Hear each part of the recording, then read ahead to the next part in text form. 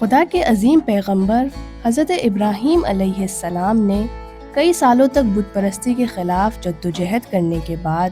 اللہ کے حکم پر بابل کی سرزمین چھوڑ دی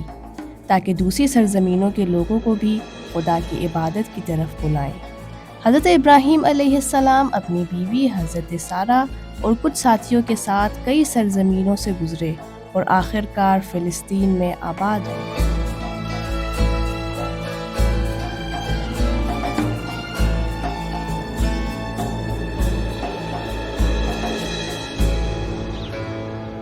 رخصت کے وقت بی بی سارہ نے آخری بار حضرت اسماعیل کو بوسہ دیا اور بی بی ہاجرہ کے ہاتھ میں دے دیا۔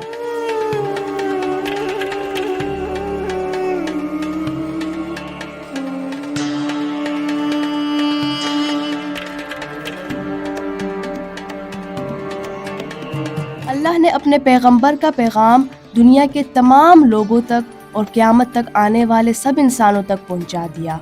اسی وقت سے ہر سال لاکھوں مسلمان اللہ کے گھر کی زیارت کو آتے ہیں، بی بی ہاجرہ کی یاد میں صفا اور مروہ کے درمیان چلتے ہیں، حضرت اسماعیل کی یاد میں قربانی کرتے ہیں اور شیطان کے ستونوں پر کنکریاں مارتے ہیں تاکہ حضرت ابراہیم علیہ السلام کی اس خوبصورت روش کو یعنی اللہ کے احکام پر عمل کرنا اور شیطان کے جھوٹے وسوسوں سے دور رہنا اپنی زندگی میں سیکھ سکے اور عمل کر سکے۔